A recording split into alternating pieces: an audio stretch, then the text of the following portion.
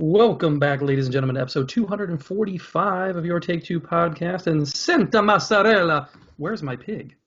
Um, so two little references there for you, Brian. Hopefully you've been paying attention while you were gone a little bit and know what I'm talking about. We'll see. Brian's been leisuring by the pool here, enjoying his time.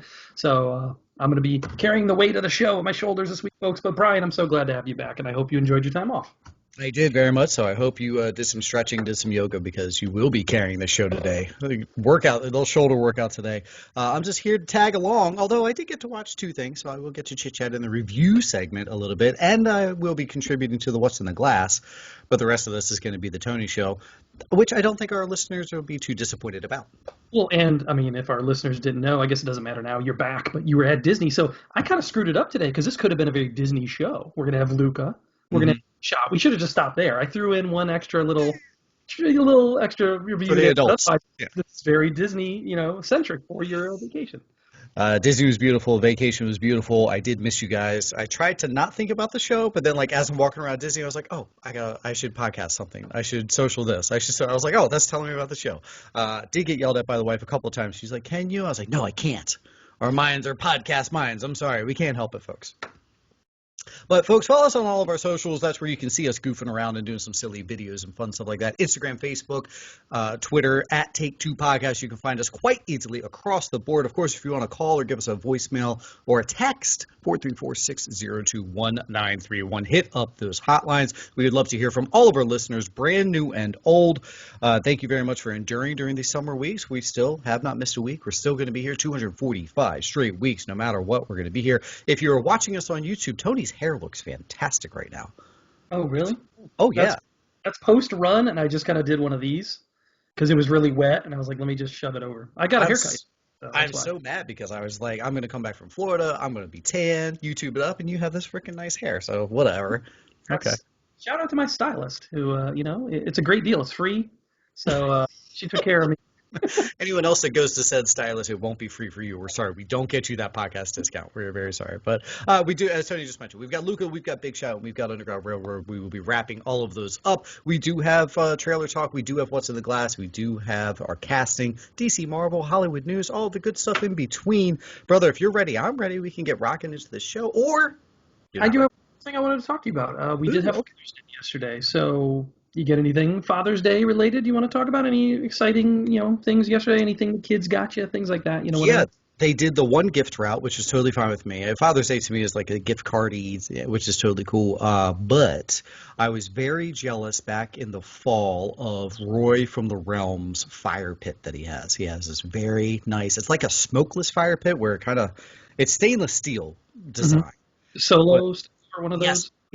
Yeah. And it just shoots the smoke up instead of in your faces or whatever. So the wife and the children remembered how jealous I was of this. And that was my one gift. And I was very happy with it. It is 98 degrees outside right now. Perfect timing for a fire pit, yes. which was their joke. They're like, here, Daddy, go light a fire. I was like, well, we'll hang on to this bad boy. But I'm very excited to use it eventually. That's nice. Very nice. I'm actually going to post something later on our Universe page. So as you guys are listening, we'll already be there. My kids got me a movie buff mug. I love the coffee mugs, whatever, and movies. So they combine that. And it's actually pretty cool. It has 50 different little clues of pictures of different movies around the mug. And you got to figure out what the movies were. So it was pretty cool. And I kind of just did a once over. And I was like, oh, that's that. And went through it. And there were about 10 that I actually didn't know at first glance. I was kind of disappointed in myself. So then it's got the answers in the bottom. So I felt like Kaiser Soze, looking at the bottom. It's kind of cool. I'll take pictures and post it on YouTube later and see if people can pick up on the clues of the pictures. It's fun. So that was one of my gifts. They got me a little shirt too. So it's the Super Very nice. Day. Yeah. So a couple things like that. I like it. Very Kobayashi porcelain. That is for folks that don't know, Toby? Nope, not you. Tony does the majority of the socials with the pictures and everything with our artwork that we always put up. And so you're the one that does the collages. So that's the perfect gift for you. That's awesome. Well thought out by them. Yeah, so I hope you guys enjoy that later. And I want to see all of our listeners get all 50 correct. That's the challenge. Like I said, I'll admit it here. I missed a couple. I was really let down by myself. And 5 of them that I missed, I was like, holy shit, those are movies I really like. How dumb am I? Yikes. So, yeah. But like I said, I didn't study the thing. I was just sure. cool. Okay, I'm looking forward to it. All right, that'll be fun to watch. The only way that you guys can do that too is if you join on our socials. And Tony mentioned the universe page. Facebook, we have two. We have the regular Take Two podcast Facebook page, but then the other one is the group page. That's way more interactive amongst the fans and us, where we can do lots of conversation, chit chat, fun things like Tony just described on there. That's the Take Two universe. That's that group. Join that today as well for the extra fun stuff from Take Two podcast. Yeah, but otherwise, I'm ready to roll with our regular box office segment. It's back, baby. It's back. You ready to hear how the I'm box ready. office? All Tell right. me dollars. All right. Well, it's an okay weekend this weekend. I think last weekend was like our first step back as far as disappointment. This one is kind of too, a little bit, but we know next week on the horizon we've got like a big blockbuster that's hopefully going to really open up that summer season, if you will. But so this week the number one movie was really our only new release, Hitman's Wife's Bodyguard. Made 11.7 in over 3,300 theaters. They actually opened it on Wednesday, which I didn't realize. Oh, They did like some early screening events. I don't think it was open for everyone, but it was like special stuff. And I know if, our friends at Epic Film Guys were actually giving away a ticket to a Wednesday night screening for it or whatever it was. So they did a couple extra screenings. So actually, all told, with the 5-day, it was 17 million.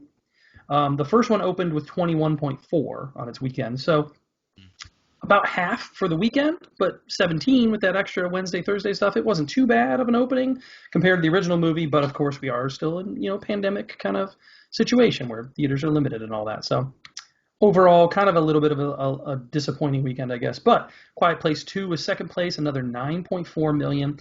It's now at 125.3 since it's opened in 4 weeks.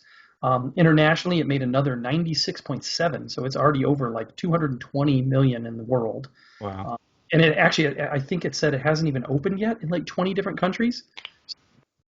That thing is doing really well. Peter Rabbit came in number 3, which was surprising to me. Another 6.1. It's at over 20 million for 2 weeks, and it's made 90 million worldwide. So it seems like this is the weird thing about the trends here. I think worldwide, once you add that in, it looks really good. Like these movies are much better in other parts of the world. So maybe that's a sign of things to come for us, we'll say. Conjuring 3 came in fourth, 5.2 for the weekend, 53.6 overall. That one also 142.8 worldwide. So it's tacking on another 70 million in other territories. Wow. And then Cruella rounded out the top 5.1, 64.7 overall, and 159.9 worldwide. So again, making more overseas than it is here. May I interject real quick on Cruella? Go ahead. A listener commented that because of us, they went and watched it. Had zero interest. Big Emma Stone fan, but just zero interest really in watching it. And because of our raving review, went, checked it out, and then agree with us. And are even on the train of Emma Stone best performance ever. Like, wow, can totally see that argument at the very least. So Nice. Thank you, whoever you are, listener, that wants to see that. The other disappointing news of the week, notice I didn't say In the Heights in the top 5 there. it's in the bottoms. It's dropped to number 6 with only 4.2 for the weekend, 19.7 in 2 weeks. That was a 63% drop for the weekend. So if you noticed, Peter Rabbit did better. Peter Rabbit did better in the second week, and it's done better overall. So not a good look in the Heights. And we'll have a little bit to that. I'll speak to that later in the news also with viewership numbers kind of came out on that on HBO Max. Okay. Other thing I wanted to note was Godzilla vs. Kong finally hit that 100 million mark. We had a little race going for a little while there between that and Quiet Place 2. It's number 13 for the weekend, 250,000 only, but it hit 100 million in 12 weeks of release. It is at 442.5 worldwide. So that is actually the biggest success of the pandemic. Quiet Place is doing really well, but overall, Kong, Godzilla, that's the champ for real. So, Okay. Yeah. That was it for the box office, though. Kind of light, disappointing. Hopefully next week we'll have better news for you. We're getting there, man. The fact that we have that segment even back right now makes me happy, to be honest. The fact that we can even talk these numbers. Man, that In the Heights, that's... We discussed this before, Yeah, and it's funny. I actually listened to another podcast which was kind of bitching about people like us, I think, reporting on box office and using that as part of the excuse. But to me, it's an important metric to follow, especially in a situation like this. We got to see how these movies are performing, and it's going to make repercussions down the road of what studios want to pay for, what they're going to put forward, what they're going to produce based on how these other movies are doing in the box office. So that's very important news to cover, I think. Oh, 100%, especially 6 months ago we were talking about studios saying we'll never put movies in theaters again. I mean, our main review today is a film that did not go into the theater. You know what I mean? That went to And stream, and we were surprised when they announced that news. So these box office numbers still are very, very relevant right now for studio decisions going forward, what they want to do with their products. yeah, you're not going to greenlight something maybe as huge if it's not getting the return in the box office. So this is important to talk about. In the show notes for that listener, you will see the timestamps for when we skip ahead to the next segment. So you can just not listen to our box office if you don't want to, and then just go straight to the poll results because that's what is up next. We put those show notes at the bottom of every page. And right now, let's drop our poll results. Poll results this week were just my kids were done with school, so I was like, look, school's out. School's out for summer. What's the perfect kind of movie that encapsulates that feeling? And it was the first day of summer just yesterday. So what's the school's out movie? What's the end of school transitioning to summer feel? What's your favorite kind of movie in that category? I only gave 4 choices as always because that's what Twitter limits us to. But the caveat is always there. Add more if you want, if you have another choice. Okay, so based on the 4 that I gave, Dazed and Confused, Superbad, Book Smart, and Can't Hardly Wait. I try to get a little bit of a mix of like eras and different feelings and women's movie, whatever, versus like men, whatever, kind of things Okay. like that. Okay. Your winner was Superbad on Twitter. Very close, though, with Dazed and Confused. Dazed and Confused was actually running in first for a little while. Superbad kind of took over at the end of the weekend there. So that was 40% of the vote to 36%. Can't Hardly Wait, 18% of the vote. And then Booksmart, 6% of the vote. The interesting thing there is that Can't Hardly Wait came in third place in the voting. However, once we look at all the other Instagram, Facebook comments, blah, blah, blah, I would say Can't Hardly Wait probably got the most mentions. So Roy chimed in on Facebook. He said Superbad was his pick. L. Ray, who is also a new listener, new commenter on Instagram, he said Dazed and Confused is his, but Superbad would be a great story to tell. So he hopes, maybe that one's going to grow or something. I don't know in time. Sounds good. Instagram, Bo gave an alternative choice here, American Pie. So I didn't put the American Pie on here. I think we kind of lean towards Can't Hardly Wait. It's almost like which side are you on with those two movies? For some reason, I feel like we kind of like Can't Hardly Wait more. I don't know. They're both great, but Yeah. I don't think American Pie is like school ending summer. exactly. I think like part 2 makes me think about like summer, they're going to the summer house. You're right. Can't Hardly Wait definitely has that like I gotta make my move. It's the last night kind of thing. Yeah. Not a bad choice there, Bo, though. Do love some good pie. Shy and Craig, they are pretty much always lockstep every week in their recommendations. They said Can't Hardly Wait. Craig especially shouting out the soundtrack for Can't Hardly Wait. Chris on Twitter shouted out Can't Hardly Wait. And then I Hate Your Taste in Movies actually said, I voted Dazed and Confused, but I didn't read all the choices, and I meant Can't Hardly Wait, and they put a Can't Hardly Wait gift. So I guess that takes another one away from Dazed and Confused and gives it in the Can't Hardly Wait column. So They were dazed and confused while voting. What do I do? kind of a fun, little poll. But I don't know. Were there any other options maybe that you could think of, or ones that you didn't surprise that people didn't shout out? Whatever. No, I was trying to do that because I was trying to think of which ones. When I saw that you threw that up, I was like, oh, what other ones maybe could be added? Like the first one that popped in my head was Grease, and then I was like, well, that's like a year long. That's a year long of senior year type thing. I was trying to think of those final days of school, final big party type things. Same thing with like 10 Things I Hate About You, but that's again a year long one. Same with even American Pie to that degree. So no, I like the 4 that you threw out there. Good choices. I went with Can't Hardly Wait. I think you would have known that would have been my choice. Yeah. I Know What You Did Last Summer for a minute, but same thing. That's kind of like a longer tale. But the way that it starts and the beginning of it, I was like, I could make a choice in there. I don't know. Sure. You just picked one Jennifer Love Hewitt. That's all you could. Exactly. That'll be next week. Oh! Did you see the thing that she came out with that a kid directed that scene? No, what does that mean? There was something, all right, and I really tried to get the validity of this, so someone yelled at me if I'm way off, but I double-checked this, and this was like 2 weeks ago. She was in this interview and was saying that there was some kid that won a contest, he was like 13 years old, to direct a scene in their film. And it was his idea. He was like an assistant. Thing?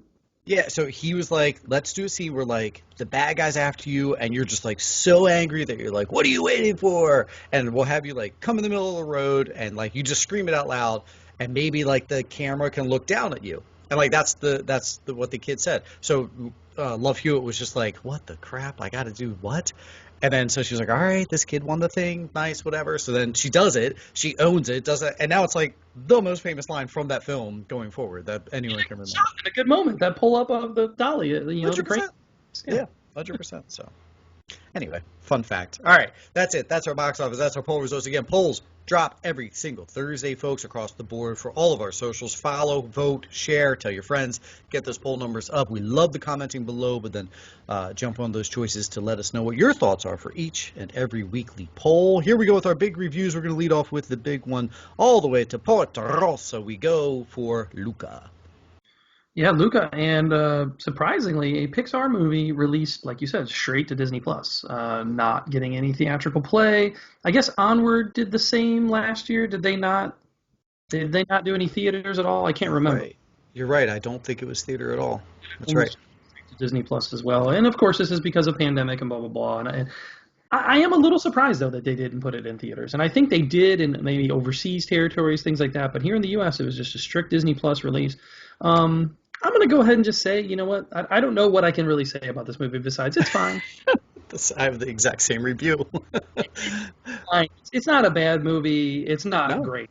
It's mid-level Pixar by far for me. And I wonder if we're just like spoiled by Pixar, where it's like I go in and I expect this great thing and like this deep story and whatever. And you know what? Sometimes it's okay just to have a kid's cartoon and enjoy it for what it is. Sure. And that's what this movie is, you know. I also caveat, I watched it with just my wife. I didn't watch it with the kids. The kids at the time, like, we're not watching that. We want to go do this. We want to go. And I kind of had to watch it in order to be done to talk about it today. So I was like, all right, we're watching it now. So maybe if I'd watched it with the kids, I might have enjoyed it a little bit more. Maybe they would have got it. You know, I like the score of it, the setting. I didn't love the animation style. I know what they were going for. It was a little different. Didn't love it personally, whatever. There's a couple funny moments I really enjoyed. And some of the voice work I thought was pretty good. But overall, it's just a fine movie, though. Yeah, that's it. And I have a little bit more to discuss after I hear your side of it as well. Yeah, I mean, to me, it was a ground rule double. It's like not very exciting, but hey, I'll take a double to lead off the inning. Like it was very safe. It was very nice. It was fine. I did watch with the kids, so I guess I'll be a little higher because they very much so enjoyed it, especially the 4-year-old. And maybe that's the thing here is this. Of all the Pixars recently, where a lot of times we've come out of it thinking, oh, I, as an adult, really enjoyed that. Like, I, like, got that, you know, especially, like, Soul, you know what I mean, where Soul almost played more to your adults. This one was just a straight-up kids animated film, fun. I thought it was a great advertisement to go travel Italy on a scooter. I was like, let me rent a scooter right now and just travel the hillside. And they made up the town of Porto Rosso, but still, it looked absolutely gorgeous. I'm wondering if tourism would take a tick up for Italy. I wouldn't blame them whatsoever because it really looked. I liked the detail in the animation. It was a little bit different for them. We liked the movie, and that's it. Like, there's nothing mind-blowing here. Sometimes Pixar, or they try and hit you over the head with this angle, this, I don't want to say agenda, because they don't, whatever. But you know what I mean, where they try and go this route or push this angle. Nah, it was just kind of like a fun coming-of-age-ish kids animated film. That's all. Go ahead. And there is where my discussion, I wanted to lead something into a discussion. Aha. I did read a review, not even a review, just a headline before I saw the movie, that called this Calamari by Your Name and was comparing this to Call Me by Your Name. And after just reading that headline, I watched this movie and I was like, oh yeah, this is that movie. This is Call Me by Your Name. This is an allegory for identity and homosexuality. And that's really what I read into this movie. And watching it with that lens, that's all I could think of when I was watching a movie. And there are a lot of moments in there where you see people struggling with coming out and being who they are. And there's lines to that effect, and there's different moments that are like, oh, these people are going to have their moment to come out, but this person isn't quite ready, or whatever, things like that. Yeah. In the movie, I was like, okay, so was it, and honestly, I wish Disney did more things like this, where it is soft, and you can enjoy it for what it is. But it's there if you want to read into it, or if it speaks to you personally, it's there, and that's awesome. The subtle subtext of it was there, I think. Or I've some people even comparing it to just immigrant experience and not being invited into a certain community or things like that. So it is what you read into it, and I like that it's there for you, but you can just enjoy it as a cartoon, and sometimes we ruin it, like I said, as expecting so much from Pixar or being adults, we expect this highbrow thing, or like reviewer or whatever we're doing, Right, right. critics looking at it with this deep angle. So I like that you can do that with this movie. You can enjoy it just as a cartoon, or you can go into it and feel like they're trying to push an agenda there. Hmm. Director Enrico Casarosa, he actually did the short La Luna, which was Academy Award nominated, and this is very similar to that style of animation, if you remember that one. I Um, thought the guy was the same guy, like the yeah, dad. Yeah, the same, right? The guy with yeah, the arm and the mustache. exactly.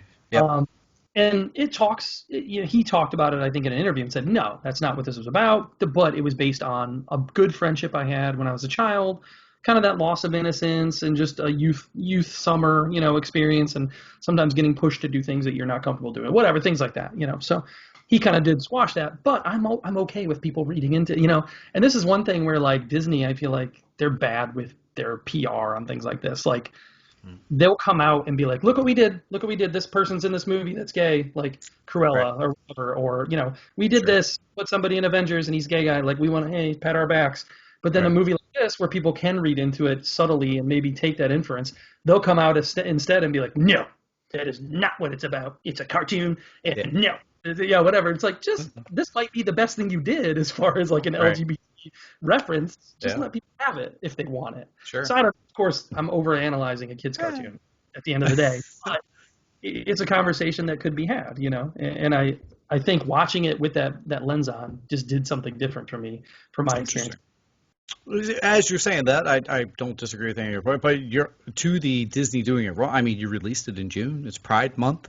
Like you Yes, could have it's a boosted that a little bit more. yeah, Yeah. and same thing. This week was it?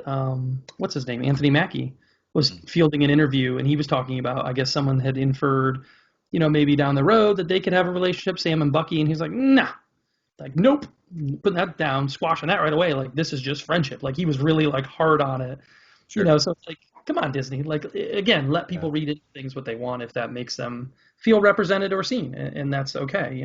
But like I said, I'm taking away from the movie. If you want to watch Luca, go watch it. It's decent. It's not going to blow your mind away. I honestly don't think this is going to win Best Animated Feature.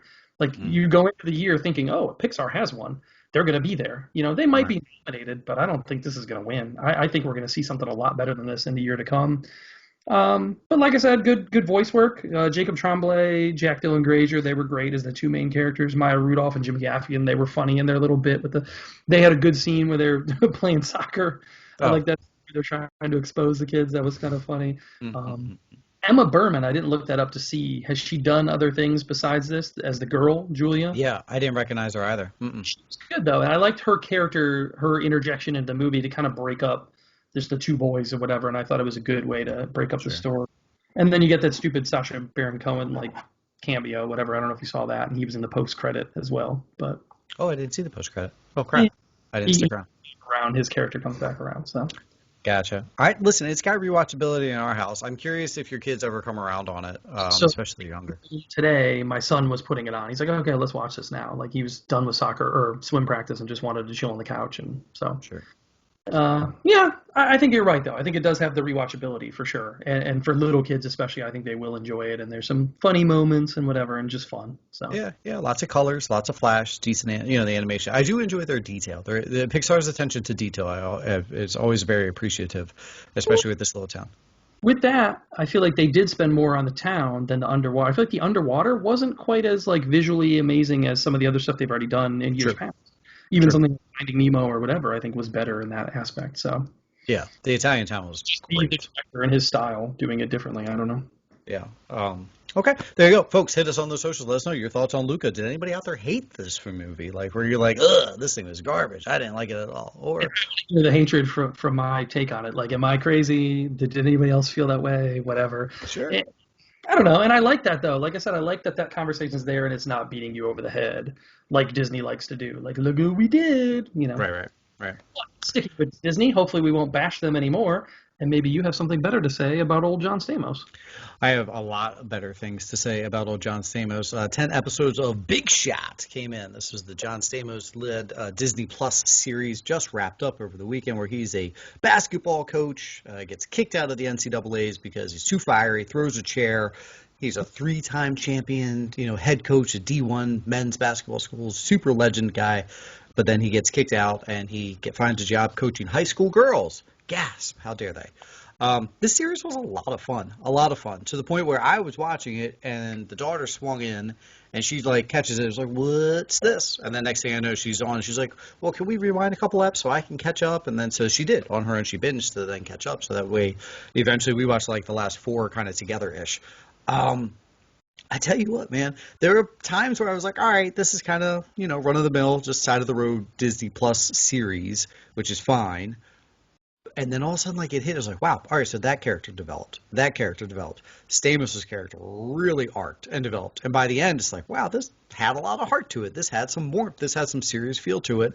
I really enjoyed this show. I'm really looking forward to season 2. Predictability? Sure. You and I watch a lot of sports movies. We could have seen decisions that were coming as to if this character stays, if this person takes this job. All right, whatever. It is still on Disney Plus and it's supposed to pander to a younger audience to a degree. The final 2 eps, man, they have a stage production of Macbeth that they put on, and then Stamos' character starts having these nightmares through Macbeth, like after he watches his daughter in this play or whatever. And it's like so trippy, like these dreams, these nightmares that he's having. It's like these out of body experience type dreams or whatever. And I was like, am I still watching Disney Plus or am I on Netflix? Like how did this? It got deep, like real deep, emotional type psychological stuff. And I was like, wow, all right, this is like hitting hard. I'm actually really enjoying it. If you enjoy sports stuff, sports films, sports shows, I really think you'll enjoy it. I think Stamos does a good job too, because he goes dad mode. He goes straight dad mode in this, where, everyone wants to be like, well, he's Uncle Jesse. He's like the fun. No, he's not the fun uncle in this. He's strict and, demanding and whatever, and a very my way or the highway guy. But then you watch his character arc. And then all the side characters have good side things. There's going to be a season 2. I would be very shocked if there is not. It leaves it open for that in good reason and with some good drama going forward. I highly, highly recommend Big Shot on Disney Plus. Okay, yeah. I forget who, but someone else that I talked to also recommended this show to me, like randomly, like, hey, you watching Big Shot or whatever? I was like, no, I'm not, but I know somebody who is, and I was just kind of surprised to hear somebody else come at it with like their one recommendation they wanted to give me in the conversation we were having. So that speaks volumes, especially for people who aren't like doing this critics every week. So that's good. Comparing just for sake of Disney Plus series, sports related game changers. Big Shot. Oh, it destroys game changers, yeah. And it has its moments. It has its moments where you're like, all right, I'm definitely watching a show that was made for 12-year-olds, which it's supposed to have to keep their audience going. But then it has its other moments where you're like, I'm 39 and I'm loving this. This is a great show to watch. And like you said, I mean, the sports genre overall, it's tropey, it's predictable, so it's hard to bring something original to that. So you just got to go in and enjoy it for what it is. And the other thing for like yourself and people who are like really into basketball or whatever, do not pick apart some of the scenes where you're just like, okay, that foul wouldn't have happened. Like, well, that was part with Ted Lasso. We talked about that. Like, I wanted more soccer action, and maybe the soccer action I saw, I was like, come on, like you can do better. So yeah, it's like every game doesn't have to be a 1-point game with 0.4 seconds on the clock, guys. Like, the team can blow somebody out. You're allowed to do that, but no, it's fun. I recommend Big Shot. Guys, check it out. 10 eps, Disney Plus right now. You, sir, have been chugging along on the Underground Railroad. I have. Finished it up. Thank you. There. I like that. Underground Railroad, I talked about this, I think, 5 weeks ago, probably. And that was when it dropped. I think it dropped mid-May. And I've been looking forward to this. I'm a fan of Barry Jenkins. I think he's a good director. He showed some real promise. He hasn't done a ton, but I've liked what I've seen from him. I'm just going to say it. This is his masterpiece. This is unbelievably well done. And I feel really sad that this is just totally being overlooked. I felt the same way with Steve McQueen's Small Axe when it dropped on Prime. Nobody was watching it. Nobody was talking about it. I feel like I was one of the only people that talked about it. Until nomination season came around. Yeah. Exactly. So Underground Railroad is the same way for me. And Barry Jenkins comes in here with a passion for it, directs the hell out of it. It is just beautifully shot. It's based on a novel from 2016. I've read the novel. The novel won the Pulitzer Prize. It's a very good novel. So he had good source material to work from. But the way it's shot is beautiful. We had talked about it kind of with Nomadland and like Chloe Zhao's directorial style of like everything is always at sunset. I feel like Barry Jenkins does that a lot in this movie and maybe takes a cue from that. So It's just a beautiful show to watch. It's hard to watch though, and that's why it took me 5 weeks to get through. They're 10 eps. Each one is like an hour-ish, maybe a little over, and it's just a hard subject material. I mean, you're talking about slavery in the South, in the 1800s. So some episodes are harder to watch than others. And I kind of took the approach of like, I'm going to watch one or two of these each week and just kind of slowly dole it out. So it took me a little while to get through it, but I'm glad I did, man. Great performances. Thuso Mbedu is the lead of the show. I've never really seen her in anything. She has a new movie coming out with Viola Davis. So there you go. So after Okay. this, you're going to start seeing her and hearing her more. And she was amazing in this. She is the main character we see in every episode. There's also a really, really great kid actor in here called Chase. His name's Chase Dillon. He was 11 when they filmed this. And he plays a freed slave boy who's a right-hand man to Joel Edgerton. And Joel Edgerton's character in the show is a slave hunter. And Thuso Mbedu, who plays Cora, she gets away from her plantation and tries to escape to the north. And he is following her the entire time through these different states. That's the show, as you see him follow her. She starts in Georgia, she goes through the Carolinas, she ends up in Indiana, so we're seeing her journey, and he's following her. And Chase Dillon plays this little right-hand man to him, and he is great, this little 11-year-old. He's fantastic.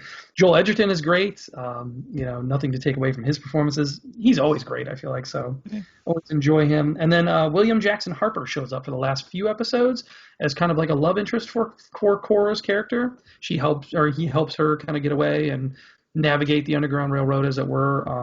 He's great. I loved him on Good Place and Midsummer, so always have to see him get some more work. The best thing that I took away from this also is the score. Nicholas Britell, who has worked with Barry Jenkins before on Moonlight and Beale Street Could Talk, his score is just amazingly beautiful, so good. And then they also throw in like modern rap songs at the end of every episode, just for like the credit. And I'm like, but they kind of like tie into what's going on. So I was like, oh, this is kind of like a brilliant little stroke here too. And it doesn't take away from the period PC because it's just in the credits. So I like the way they did that. Like shoving it into the movie or the little show portions might not work, but I like the way they did that there. Yeah, man, it's really good. I can only really compare it to something like 12 Years a Slave or Roots, something like that. So it is this epic tale, and it is hard to watch in parts, but it's beautifully shot, great score, great performances. It's definitely worth your time, and I feel bad that people are ignoring it. And if you like Barry Jenkins' work, this is his best work, in my opinion. What's this on again? I'm sorry. Amazon Prime. Ooh, there you go, folks. Right, For Prime Day. Yeah, and people are just ignoring, like they're going and buying their stuff on Prime Day and ignoring the video stuff, I guess. I don't know. So watch Small Axe, watch Underground Railroad. Those are great. Stop ignoring them. There you go. There you go, folks. There's 3 positive reviews. They got better and better as we went along. I wish we had more stuff to talk about because they'd be even better. But for now, we're going to take a quick break, and we'll be right back. You mentioned Mr. Magic Hour there, Barry Jenkins doing all of his shooting at Magic Hour.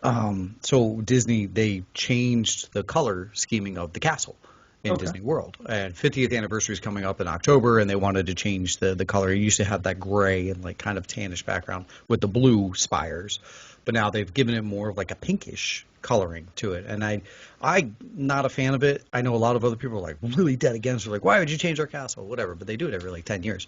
Either way, during the daytime, it's like, all right, it's kind of like a purpley pink, whatever. It definitely looks like very candy, canish or whatever. Nighttime, we're leaving.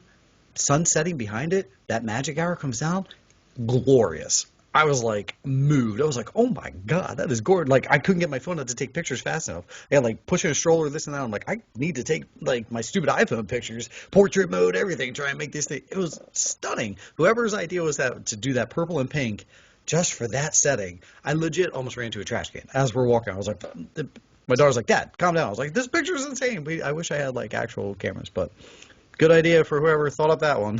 Which is so funny because when I was there, 96, I want to say, 94, somewhere there, where it was like the 25th anniversary. So I guess that was 96, right? Yeah. Is that right? Yeah. Because of 50th, yeah. Yeah. It was a birthday cake. Have you ever seen that? They did the I've seen pictures. Yeah. It was insane to see that like in person and be like, what the hell did they do to this castle? Like, so yeah, they change it up from time to time. And that one was the most like egregiously weird thing I've ever seen, like to see it like a birthday cake. But yeah. I'm hoping to get back soon. Hopefully within the next year, I will be there and see it myself. So I'd love to go with you, man. The one thing the wife and I always say is how much we would love to go with other I was families. October. I was trying to sell my wife and going in October because I've always wanted to do the Halloween stuff there. The Halloween stuff or Christmas stuff I've never done either. So, but it's also inherently busier during those times. So Not to keep diverting on Disney, but they just extended Halloween into August, 2 more weekends. yeah, Oh, we overheard a fight. Like these two families or people were like, "Why would they do that? Why would you put Halloween in August?" And the other person's like, "Because people do it. Like people come down, get dressed yeah, up for a night, and just like whatever, Because once you get to October, like you just said, it's booked. That stuff is booked. It's crazy. Oh well. Let's talk yeah, about things that we're gonna watch in the future, and that would be trailer talk. sure. Now I know you were gone this weekend, so I sent you four. I took it light this week. Here's four trailers for you to watch. Hopefully you had 10 minutes to get caught up there. You're gonna have to tell me all about them, pal. You tell me all about these four trailers. I'm going to start with Karen. Did you watch the trailer for Karen? Karen, yes. This was sent to us by a pal. It was the old Kreggers. I'd already seen it before he sent it to me, but I was glad that he sent it forward. And this is obviously what it is. Karen. Everyone wants to talk about that. That's a thing now, where the over racist, over critical woman, white woman, is Karen, and that's a thing now. And this is starring Taryn Manning and directed by Coke Daniels. I don't know. I didn't see a release date on this, No, but and that was one thing I was looking at. It doesn't have one that I could find either. yeah, and I didn't recognize the other actors in it besides Taryn Manning, but I gotta say it looked pretty good, looked pretty spot on of like what they were going for here, Sure. and like a Jordan Peele kind of Get Out feel, something like that, like racial tensions, and Yeah. this black family moves into a neighborhood, and she's the Karen, and she's looking out for him and being critical of him and trying to get him out, whatever. So it looks like it might be all right. It's not gonna be some Oscar-y movie or anything, but it looks kind of fun. Yeah, I didn't know what we were getting into. I thought this was going to be like a comedy, but no, not at all. This is going to be scary, which most Karens are, maybe. Yeah, yeah, true. All right, next movie. Pig. We finally got to look at Pig. Did you get a chance to watch this? July 16th, old Nick Cage is back in our lives. I'm so happy. Nick Cage is going to get an Oscar nomination for this Pig. I'm saying Okay. it right. Get him in there. Um, I'm so pumped to see this movie. It looks kind of ridiculous, but he looks like he's taking it serious. Oh And yeah. Oh, 100%. brutal, I'm this damaged person who used to be like a chef or whatever you're inferring in the trailer here. I think Mm, he's playing it pretty straight and really going for the dramatic angle, which we haven't seen him do in a few years. So fine with me. I'm excited. I think it looks good. Alex Wolff in there also, Adam Arkin. His precious truffle pig is stolen from him. So that's what I was saying. And Congratulations. where's my pig? So I caught it. I caught it. yeah. Now everybody else caught up to it as well. Huh? You gonna go see this in July? I want to. I mean, we have an affinity for Nick Cage on this show, and we have to watch whatever he does. For the most part, there's a spotlight even on the guy. But yeah, I'm in. I want to see the pig. I want to see the pig. I like that. Okay, Joe Bell. We're gonna talk about Joe Bell. True story.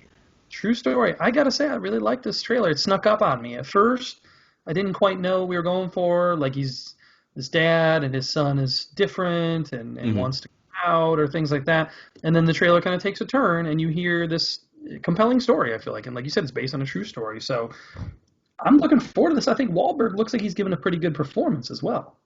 Yeah, I was wondering if this trailer is dropped during the Infinite or that dropped last one, the movie. Like you know how you go to see a movie with an actor, then like, oh, let's see what's coming up next for him. But kind of totally different performance from Marky Mark. I'm with you. I'm very. This is something I've wanted to see from Marky Mark for a long time. Like, Yeah. just give me not you. Give me an actual acting dramatic performance because I think there is a good actor in there. I saw that in Patriots Day to some extent, Uh huh. but he's being Boston still. Well, Yeah. and same thing with like Departed, he's still being Boston, but they're good performances. He Sure. can do a performance there. I would say Pain and Gain, I think, is one of those where I think he's really good and different in, and not regular Marky Mark. Not, I don't know, but this looks good. The only thing that worries me is it came out, it premiered at TIFF last year, and I don't remember anybody talking about this from last year. Wait, did it really? It was at TIFF in September. That's what it says here. So Oh. I don't know. I don't know if that's a good sign or a bad sign there. So July 23rd, right? there's Connie Britton in here also. Looks like Gary Sinise just shows up in here. So I kind of want to check it out, man. I'm kind of a Mark Wahlberg apologist, I guess, in a way, you know. Okay, So, I won't argue against it. all right, and then the other one is Shrink Next Door, which is based on the podcast series that was pretty popular for a while. And this is an Apple TV mini series. I thought this was a movie. Mm, So watching the trailer, I don't know. I didn't get yeah, that. 8 eps. I thought they would just wrap it up in a movie, but okay, it's a mini series. Will Ferrell, Paul Rudd, I think Catherine Hahn, Casey Wilson, a couple other people kind of pop in and out. Looks interesting, man. I'm hoping Will Ferrell goes straight, like pretty dramatic. I like when he does that, and I think like Jim Carrey or somebody like that has proven that he can do it and pop in and out of that. Yeah, no, totally agree. I felt bad for Catherine Hahn here. I was like, oh, I wish this would have dropped like back after WandaVision was finishing, like, and everybody was in such a Catherine Hahn high, and then this isn't out until November. So I almost like felt bad for her career, which you don't need to because she's had an amazing career. But like that's where my head was. I was like, oh, she looks like she's gonna have fun, and this could have like really even kept her in everyone's whatever. I'm with you on Farrell. You know my feelings towards Farrell. Sure. But the times he has gone dramatic, I like it. So be dramatic while there's some comedy involved. I don't think you can put Will Ferrell, Paul Rudd, and Catherine Hahn in anything and there not be some type of humor, you know. Oh, sure. Yeah, I'm sure there's going to be, but it does look like it's swaying a little more dramatic, and it's good to see Paul Rudd doing something like that instead of I don't know, just like I feel like he's only been Marvel for a while now, so it's good to see him kind of get back to something different. So Same. that's it for the trailers. There we go. But now it's time for a little What's in the Glass. Now we're gonna double up the glass this week. Two-fisted. I'm assuming this is something from your Disney. Uh-huh. We're keeping going with Disney or what? Yeah, might as well. And this is so I can yell at you. Oh. Yeah, furious at you. Actually furious. Because at Disney they have this Kentucky Bourbon Ale. It's from Lexington Brewing Company. And I only get it at Disney. And that adds to the allure of this beer. Absolutely love it. It's served at Epcot, outside of America. It's the booth right to the right. Go right there. This Kentucky Bourbon Ale. It is freaking phenomenal. I love it. It's a fantastic beer. But I purposefully don't get it or even look up to see if I can get it at home to try and make it like, oh, that's my vacation beer that I always love. So I texted it to you and Roy from the Realm. And what do you respond with? Hey, buddy, here's a screenshot of all the beer locations within walking distance of your house. Right around the corner. You never knew. It's like, you son of a bitch, because now I know the answer. So anyway, I have a six-pack right here that, no.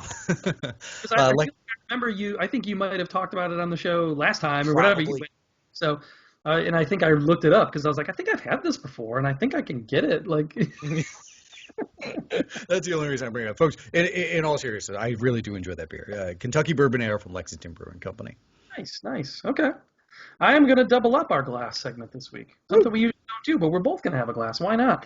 I've been off work as well for a little bit. We've both been enjoying some time off work, which is nice. I was getting a little taste of summer, and I kept it a little local. Frederick, Maryland's Flying Dog Brewery. Every once in a while we reference them on here. They're a good brewery, local to us. They released they do like a rarities kind of thing. Every once in a while they'll put out like a small batch of just something that's special that they make. This one's called Saltwater Taffy IPA. Okay, I've heard of it. And it is with the Dolly's Saltwater Taffy from Ocean City. So a little summery feel here.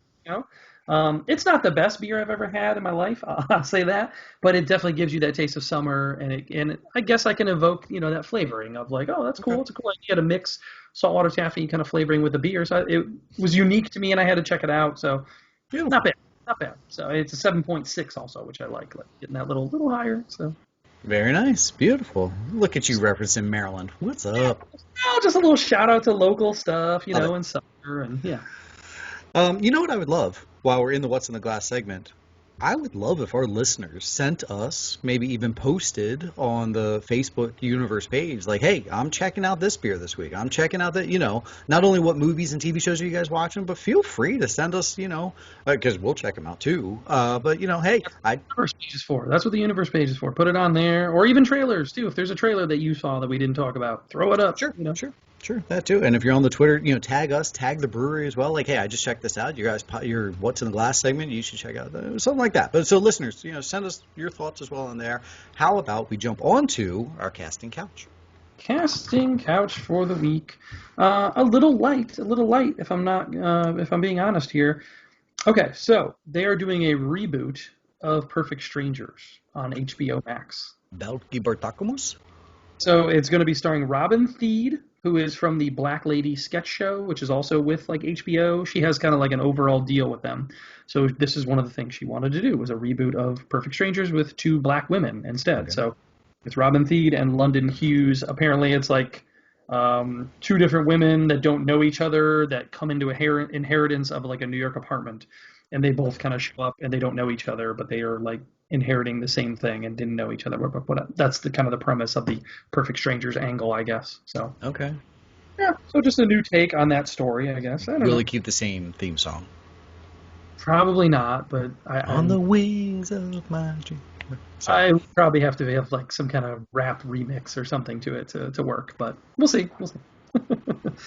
All right, Jack Black and Ice Cube have a new project coming called "Oh Hell No," and this is from the director of Bad Trip and the writers of Girls Trip and Old School. And the premise of the story is that Jack Black falls for Ice Cube's mom.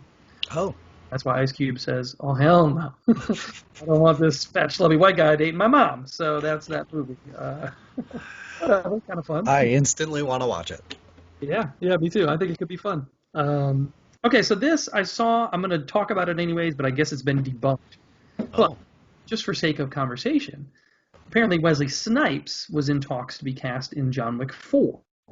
Okay. However, since that was originally reported, now it's been squashed and says no, that was in the talks and it did not happen. But that could have been fun. Could have been fun to get some Wesley Snipes in there. Let him see some action again, you know? Sure. And I think we're kind of in like a Wesley Snipes renaissance in a way, like with him doing the Eddie Murphy thing. You know, I thought he was really good in. So Oh, he's fantastic and coming to coming America. to America. And the other one before that, even the Dolomite is my name. I Oh, thought he was yep, 100%. Let's keep that Wesley train going, you know. But sadly, we're missing out on that one, I guess. Was that like his response to "You're not going to put me in Blade, so I'll be in John Wick"? But then maybe now it's not Maybe he still is in Blade. We don't know. valid. But yeah, I think that's pretty much it for casting. Taking another breather, and we'll be right back for the final act of our show.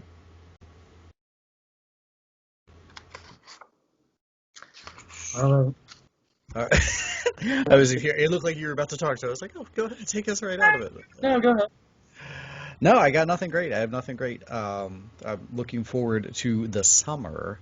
I already gave my vacation plans. Do you have any vacation stuff upcoming that you're looking forward to? No, not really, man. I'm just doing swim. I mean, swim team takes up our whole summer. We already started this past week. We are at pool 6 days a week, sometimes multiple times a week or times a day for, from before school ends till basically the end of July. That's our summer. So we do have a little bit of maybe something happening in August, but nothing Gotcha. 100% sure yet. I do have some grandparent visits coming up, which I guess is a good thing because I know the one, we haven't seen them in like 18 months. So Wow. they're coming to visit, so that'll be good and good to see them again. And, now that the pandemic seems to be over for everyone, so Oh, to that note, both airports that I was in, like I grabbed the family and we like huddled in a corner. It was packed. I mean, packed. Both airports. I was like, "Ugh, did you guys know like yeah. it's not over yet? Like, can we calm it down?" So that was the only time in our trip where I was just like, "All right, everybody, masks up," which we wore a lot more often than other people were, and like let's just kind of hang out over here type thing and whatever. But so be it. Hopefully we're on our way out. Yeah, I mean, just look at the different experience I was in Florida in April, you were there in June, and just that 2 month difference. I was wearing masks the entire time. I was in the parks. You didn't have to.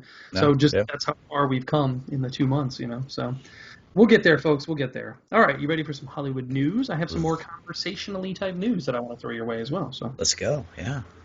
all right, I'll start light. The Samba TV, we've talked about them before. They're the ones who come out and kind of look at the ratings of the home viewing releases. So the numbers for In the Heights are out. 693,000 people watched that on the first weekend on HBO Max. So I don't want to hear that excuse of, oh, well, this was released at HBO Max in the theaters, so that's why it didn't do well in the theaters. No, bullshit. No one wanted to see this movie. That's what happened. Nobody wanted to see it. For comparison, Conjuring 3, the week before, had 1.6 million people watch it. And a couple weeks before that, we had Mortal Kombat with 4 million people watched it on HBO Max. So don't crap that people just didn't want to watch, in the theater because it was HBO Max. No, that didn't matter. Okay, so you can get off my on that. I do have 2 rest in pieces for the week. The one happened like right after we recorded last week, Ned Beatty. Yeah. Yeah, Major bummer. 83 years old. I'm sure you love him as Otis in the Superman movies. Otis Berg. Yep. Yeah, I said Lotso was my favorite performance of him. I'm a hugger. Uh, I had to tell the kids, I was like, remember he was Lex Luthor's guy? And they're like, who again? I was like, Rudy's oh, dad. he's Lotso.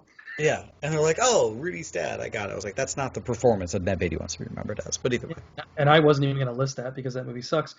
He was supporting actor nominated for Network, which he really only had like a 5 minute kind of like speech scene in it. Like he Yeah. didn't really have much to do in it, but he got nominated for that. My wife said she remembers him from Deliverance the most. Oh, Squeal like a pig, boy. good So, call. Okay. Deliverance, yeah, he's a great actor. He was kind of like that go-to schlubby guy, I guess. Yeah. Like kind of like Charles Grodin a couple weeks before we talked about was kind of like pigeonholed in the same way, like a smarmy kind of guy, whatever. So Don't yeah, fight so the typecast. Make a great career out of it. Good for you, Ned Beatty. there you go. And then the other one, a little less known, is John Paragon passed away, and he is Jamba the genie from Pee Wee's Playhouse. Right. Yeah, so he was only 66. I didn't see a list of reason of passing. That seems a little young to me, but Mecca Lecca Hi, Mecca Heiny Ho, he'll ride off into the distance on that one. He also was in Seinfeld. Oh. You may remember. He played part of that gay couple, Bob and Cedric Who or does whatever. not want to wear the ribbon? That guy? Yeah. Yes, he was one of those guys, yes. Oh, no kidding. Wow. Yep, so that was his other kind of claim to fame was being in Seinfeld or Pee Wee's Playhouse. So just kind of a fun little thing there, a little nostalgia from our childhood. But Wow. he was missed. Did you see the future RIP we're about to have from Friends? Future RIP, no. Yeah, Gunther, and forgive me, I'm forgetting the actor's actual name. Looked bad at that reunion special. And the reason is because he's paralyzed from the waist down, stage 4 prostate cancer. Whoa, Got okay. it in 2018. Apparently, the doctors were like super optimistic. They're like, "Oh, you should be okay out of this." But then through COVID, like he didn't treat as much as he could have. And yeah, he's dude's on his way out. So that's kind of a bummer. Or it is a bummer. Yeah, that's rough because I was wondering why he wasn't in studio, and I did. Sure. I remember when we reviewed it, we were kind of like he kind of got short shrift there. They didn't really talk enough with him. Yeah. But Yeah. okay, well that sucks. Hopefully he keeps it going a little longer. Yeah. All right, we're getting more Greenland. Greenland Migration. Did you ever catch up to the Greenland yet? Never. No. It's a good one. I think it's actually on HBO Max now. It was one of the nice surprises of the Yeah. pandemic era releases for me, where it was like, oh, Gerard Butler, like he's not. I don't really love him, but it was actually a pretty decent film. So we're getting the second part of it. Greenland Migration, same director returning, and Gerard Butler's back on board. So Was it Bachran? Marina Bachran? Morena Bachman, yeah. So check it out. Honestly, if you never gave it a chance, it's on HBO Max. Give it a shot. I thought it was pretty decent. Okie dokie. Are you ready for the return of the 1 hour variety comedy special? Yes. What if I told you that Will Smith was hosting that for Netflix? Really? Okay. Yeah, so Will Smith is going to be doing a 1 hour comedy variety special on Netflix with some celebrity guests and whatnot. I'm in. Could be kind of fun, like old like Dean Martin style kind of thing. That's awesome. Sounds good. Yeah. All right. Disney Plus, they shifted Loki to the Wednesday premiere, and they're sticking with it. They've decided that's where they want to do it with their original debuts from going forward now. So Monsters at Work will be moving to July 7th, Turner and Hooch July 21st, Chip and Dale July 28th. All those are going to be Wednesdays now, where they were originally slated for Fridays. I think, here's my thought process, is because of the return of the box office. We don't want to be overshadowed on the weekend. We're taking our stake on Wednesday. What do you think? That's smart. Yeah. Especially because some of those movies are going to be theirs that are coming out on Friday, so Sure. they don't want to necessarily compete with themselves either. So Sure. No, if it works and you get people, and plus, you're owning Wednesdays now. Now Yeah. you're just gonna own that because no one does that. Your weekend results have now come in Monday, Tuesday. People are done talking about the weekend. Wednesday's that middle spot, and everyone's just ready for Friday. That's it. It works. kind of nice for us as reviewers too. It gives us some breathing It's room to like glorious catch for up. us. Yep. Yeah. 100%. So that is nice. By the way, did you see the poster for the Turner and Hooch thing? Yeah, I did. Like it looks exactly like the original. Yes. Yeah. Like to the T. Yeah. couldn't I saw it side by side. So I saw someone put up the side by side of the original one. So Whatever. I don't have high hopes for that one. I'll say that. only if Hanks like magically shows up, like he's the lieutenant or something. That'd be fun. Sticking with the Disney Plus, did you see that we're getting the Beatles Peter Jackson documentary on Disney Plus? Oh, I didn't know we weren't getting on Disney Plus. See, I thought it was supposed to be theatrical release. Now it's just Disney Plus, Oh. and it's now become a three-part thing. Ooh, it's that long. Okay. Yes. I'm Get sorry. You said Peter Jackson. I don't know why I'm surprised that it's that long.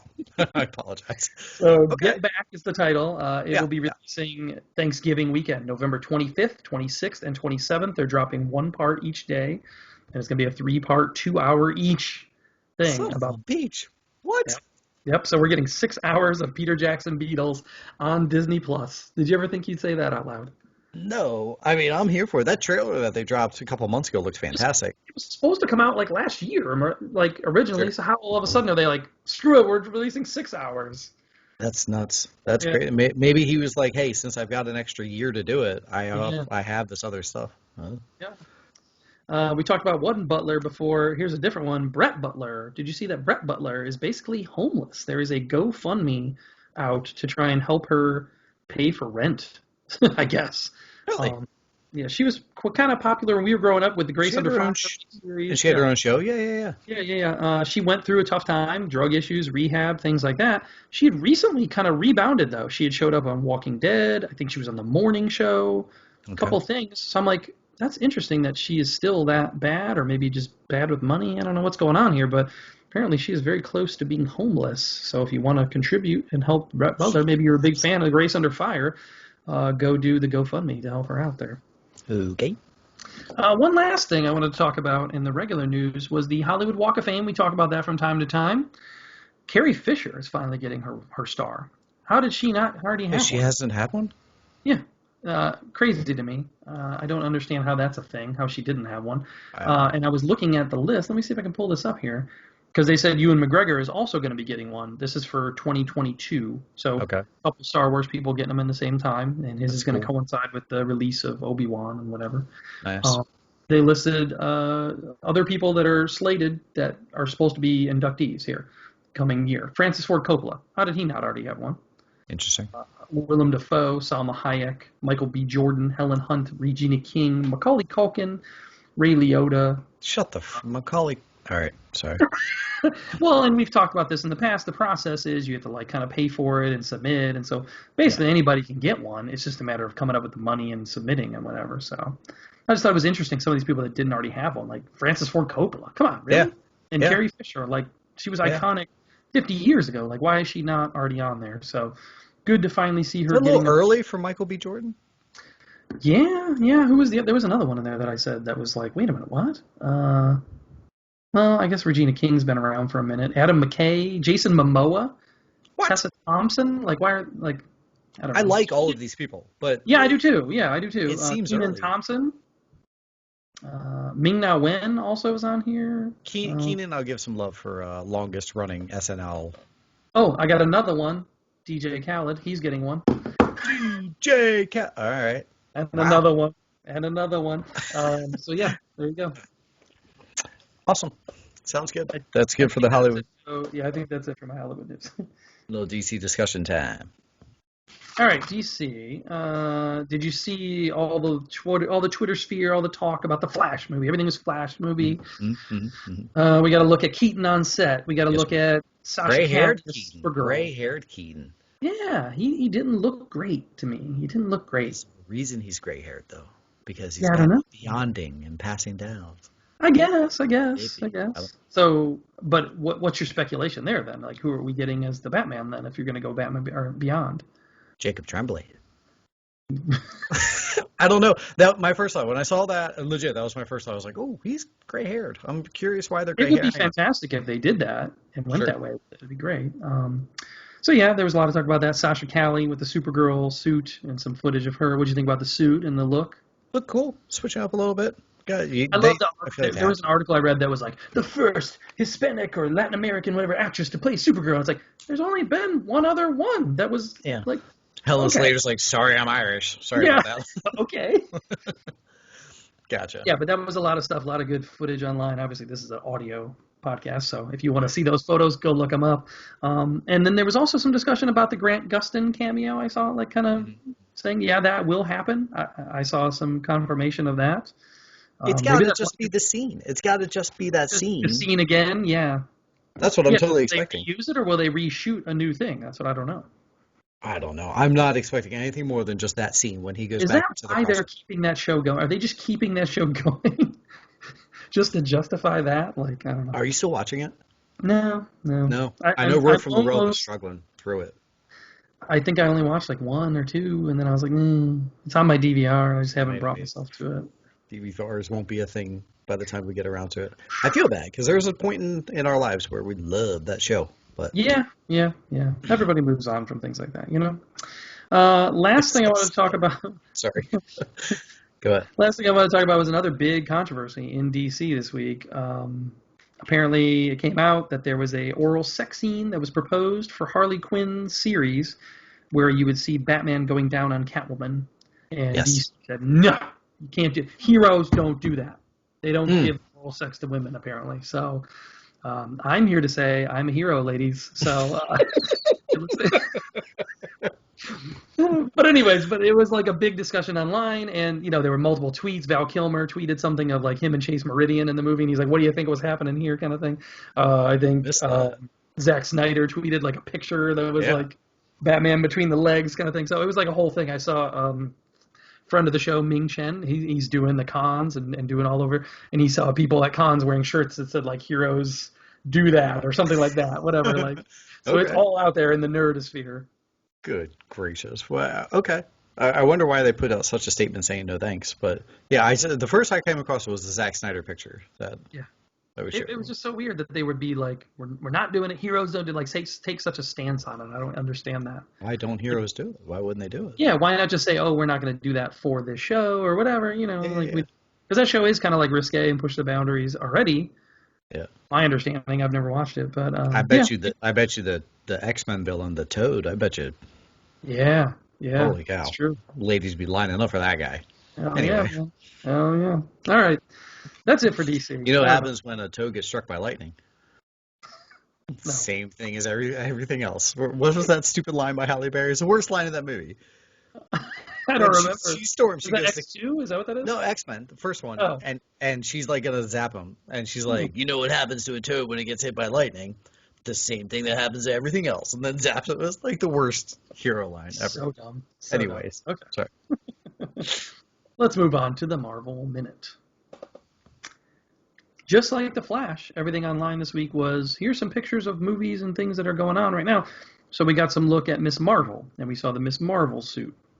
Okay. Looked pretty comic accurate. I don't know if you had a chance to check that out. I haven't actually seen it. No. Okay. But good to know that we're like moving on with that.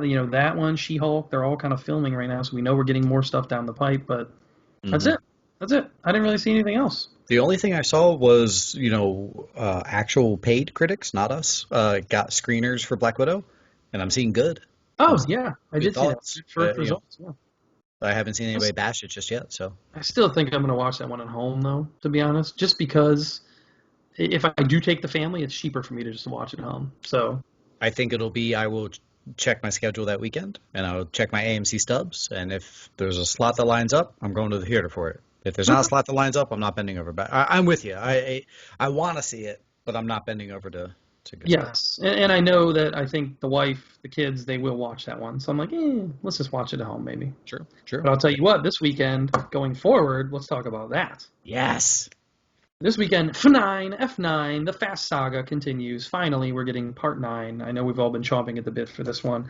Um, Hitting theaters. I'm hoping to get a chance to see it this weekend. We'll see. I kind of actually have a busy weekend ahead, so I don't know if I'll get to see it. I hope so, Uh-oh. since this is only theatrically released. So maybe Sunday I might have to wait until Sunday to check it out. So, but hopefully I will get a chance to see that one. I was kind of brushing up yesterday. I was watching some of the old ones were on and Mm. chilling on the couch. I was flipping back and forth between the U.S. Open and watching some Fast and Furious. So, So we have to watch 1 through 8 so that we'll totally understand what's happening on F9. I Definitely. mean, I'm gonna say it right now. Fast 5 through 7 are Yeah. really the only ones you need to watch. Like those are great. It's actually a really good like trilogy of films. When you Okay. bring in The Sure. Rock and you bring in like Gal Gadot and bring back Han and like all that stuff, and then Paul Walker, those 3 are great. They really Mhm. are. I think they play so well together. 8, I think sucks. Just don't watch 8. Sure. I guess you kind of need it though to go into 9 with Charlize and Helen Mirren. Like I I saw saw it. a lot Yeah. in the trailer, so Okay. I didn't like 8 though. But I saw I'll 8. watch 9. I'll watch that. I'll watch 9. I'm looking forward to it. We're also getting Lansky. We had talked about that one in the trailers a few weeks ago. That's like a limited run in theaters. Mm-hmm. Not sure about on demand as well. I don't know. Mm-hmm. One movie I'm going to check out though is False Positive on Hulu. I think Okay. we had talked about this one a while ago, and it looks like is it Alana Glazer? I think is the girl that's in it. Okay. I'm trying to think. I'll have to look it up. This is bad podcasting on my That's part, quite but all right. we had talked about it before, and it's like a horror comedy kind of look at like something like Rosemary's Baby, where this woman like becomes pregnant or whatever, and it's like a demon baby kind of thing, maybe. Oh. Yeah, it looks good. Yeah, Alana Glazer. Alana Glazer. It's from A24, directed by John Lee. It looks interesting to me. So Oh, Justin Theroux and Gretchen Mol. Okay. I'm probably going to check that one out. It's on Hulu this weekend, as well as Ice Road is hitting Netflix, Dun which dun. is yet again another Liam Neeson movie. Liam Neeson and Lawrence Fishburne. And if you didn't know you were going to get an Ice Road Truckers movie, you're getting one. What? How much money are they paying these guys to do these films? This is insane. I get Ice, Neeson. I get Neeson. He would sell his soul to the devil for the right price. But Fishburne, really? All right. I want to yeah, watch it now. I kind of want to yeah. watch it. Well, hey, you'll have it on Netflix this weekend. I don't know, Taken 14 or whatever it is. It's basically the same thing. So, yeah. But that's it. I didn't really see anything else worthy of going forward for the week. What is worthy to go forward on this Take Two podcast, folks? If you haven't caught up on all of your binging of listening of what we have coming up this week, you have, first of all, the poll drops every single Thursday. So you get a poll that you get to vote on, you get to share, you get to retweet, you get to tell your friends, hey, jump on this poll, slide on down it with us and vote for this week's weekly poll. It starts on Thursday, runs through the entire weekend, so don't think you only have one day to do it. This weekend, you can listen to a brand new Take Two Spotlight. I will give you a hint that it is on a director. That's it. That's the only hit that you're getting. We're going the director route this week. I'm very much looking forward to this one. I think it's going to be a lot of fun. That is your Take Two Spotlight bi-weekly show that drops every other week. Other than that, folks, catch up on some Take Two podcasting. And if you are not a Patreon member, what the are you doing? You're missing out. It's only $1. $1 a month is all you have to pay. There's different tier levels. You're welcome to join those as well. You get all the previous 30 plus episodes that we have dropped, and at least 2 episodes a month of bonus podcasting content, as well as shout-outs and merchandise and fun other things on the side. Patreon.com, Take Two Podcast. Join today. Yeah, you just got one from us last week, and I hope you guys caught up with that one. It was a really good discussion, and I think are we getting a Realm this weekend too? Because it's technically the last weekend of the month. You are correct. Thanks, man. You're absolutely right. We are getting another Realm this weekend. That's back-to-back where we spot and realmed on the same weekend. So you're loaded this weekend, folks. Busy weekend. Catch up on all things Take Two, and of course, jump on our socials and interact. We love it. Let us know what you think of the show. Give us your shout-outs, your recommendations, all that stuff. Let us hear it. Episode 245. Have a great night, everybody. See ya.